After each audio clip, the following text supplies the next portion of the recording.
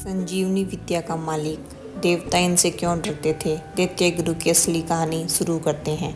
आज से हजारों वर्ष पहले एक विलक्षण आचार्य का जन्म हुआ था, जिन्हें स्वयं भगवान शिव ने अमरत्व प्रदान करने वाली संजीवनी विद्या का उपदेश दिया था। जिनके पास वेदों, उपनिषदों, शास्त्रों और ब्रह्मा विद्या का ऐसा ज्ञान था जिसकी चमक के आगे देवगुरु बृहस्पति तक नतमस्तक हो जाते थे। वही महान ऋषि आगे चलकर देवताओं के सबसे बड़े शत्रु भी बने और असुरों के गुरु कहलाए, दैत्याचार्य शुक्र। लेकिन प्रश्न यह उठता है, इतने ज्ञानी ऋषि ने देवताओं का मार्ग छोड़कर असुरों का साथ क्यों स्वीकार किया? उन्हें शिव का पुत्र क्यों कहा जाता है? उन्हें संजीवनी विद्या कैसे मिली? और अंत में इतने सामर्थ्यवान गुरु अपनी ही मृत्यु से क्यों नहीं बच सके? आज आप सुनेंगे शुक्राचार्य की वह गाथा जिस पर बहुत कम लोगों की नज़र है। पृष्ठभूमि: देव और असुरों की उत्पत्ति। सृष्टि के आरंभ में ब्रह्मा ने दो कुलों की रचना की, देव और असुर। समय बीता, दृष्टिकोण बदले और देवता धर्म का प्रतीक माने जाने लगे, वहीं असुर अधर्म और विद्रोह का। इन्हीं दैत्यों के बीच जन्मे भृगु ऋषि और काव्य माता के पुत्र उष्णा, जिन्हें आगे चलकर संसार ने शुक्राचार्य नाम से जाना। बचपन से ही वे असाधारण प्रतिभाशाली थे। अंगिरस ऋषि के आश्रम में उन्होंने वेद, औषधि, ज्योतिष और नीति का विशाल ज्ञान प्राप्त किया। वहीं उनके साथ पढ़ते थे अंगिरस पुत्र बृहस्पति।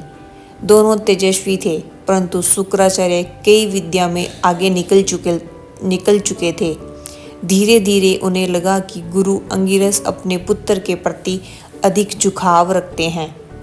मन की यह पीड़ा बढ़ती गई और अंत वे आश्रम छोड़कर गौतम ऋषि के पास चले गए। देवताओं के गुरु बनने का प्रयास और अपमान। संपूर्ण ज्ञान प्राप्त करने के बाद शुक्राचार्य ने इच्छा जताई कि वे देवताओं के गुरु बने, इसलिए वे इंद्रलोक पहुँचे। देवता जानते थे कि ज्ञान और तप में वे बृहस्पति से श्रेष्ठ हैं, लेकिन इंद्र ने बृहस्पति को ही देवताओं का गुरु घोषित कर दिया। और फिर इंद्र ने वह बात कही जिसने सब बदल दिया, तुम्हारी माता दैत्य कुल से है, हम किसी असुर को अपना गुरु नहीं बना सकते। यह शब्द भृगुपुत्र के हृदय में तीर की भांति चुभ गए और उसी क्षण एक महान ऋषि देवताओं के विरोध में खड़ा हो गया। वह पाताल गया और दैत्यों ने उसे राजगुरु का दर्जा दिया। यहीं से वह कहलाए दैत्य गुरु शुक्राचार्य। शुक्राचार्य की तपस्या, संजीवनी विद्या की प्राप्ति। देवता अमृत के कारण अमर थे और असुर हर युद्ध में मारे जाते। इस अन्याय को समाप्त करने के लिए शुक्राचार्य ने तय किया कि वे वह विद्या प्राप्त करेंगे जो मर्त को जीवित कर दे, संजीवनी विद्या। यह ज्ञान केवल शिव ही दे सकते थे, इसलिए उन्होंने एक कठोर तप किया। उल्टा लटककर धुएं को ही भोजन बनाते हुए हजारों वर्षों तक। इंद्र ने इस तपस्या को तोड़ने के लिए हर उपाय किया। वायु, तूफान, अप्सराएं, यहाँ तक कि अपनी पुत्री जयंती को भी भेजा। जयंती ने अनेक प्रयास किए पर तप नहीं टूटा। अंत में उसे अपनी भूल का बोध हुआ और वह लौट गई।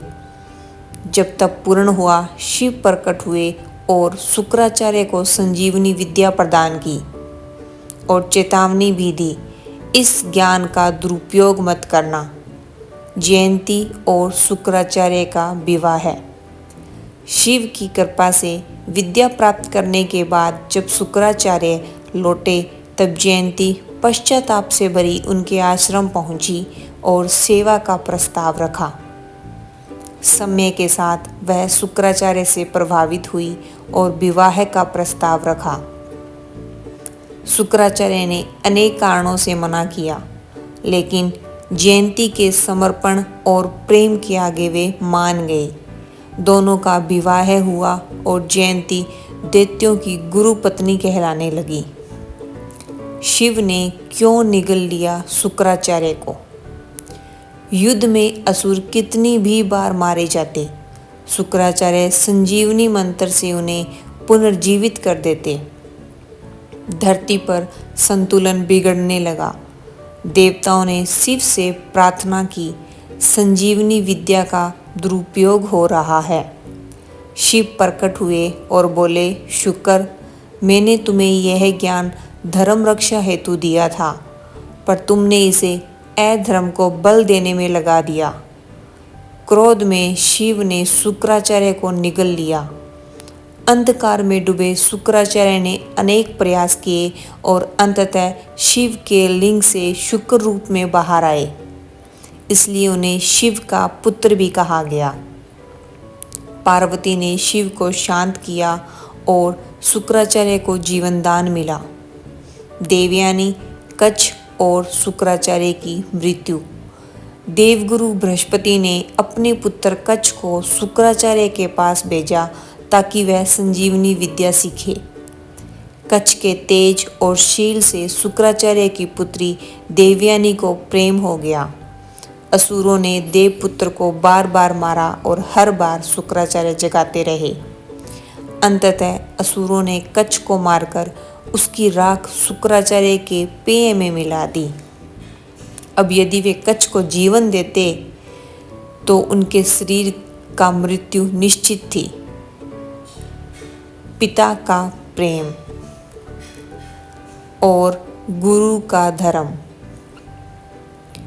दोनों आमने सामने थे।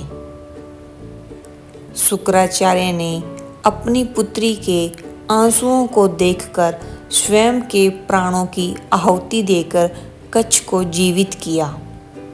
कच्छ ने जाते हुए देवयानी के विवाह प्रस्ताव को यह कहते हुए ठुकरा दिया, मैं तुम्हारे पिता के शरीर से जन्मा हूँ, हम बहन भाई हुए। क्रोध में देवयानी ने उसे श्राप दिया, जब जरूरत पड़ेगी तब तुम संजीवनी विद्या भूल जाओगे। लेकिन जाते समय कच्छ ने अपने गुरु को पुनः जीवित कर दिया। इस प्रकार पूर्ण होती है दैत्य गुरु शुक्राचार्य की अद्भुत और रहस्यमयी कथा।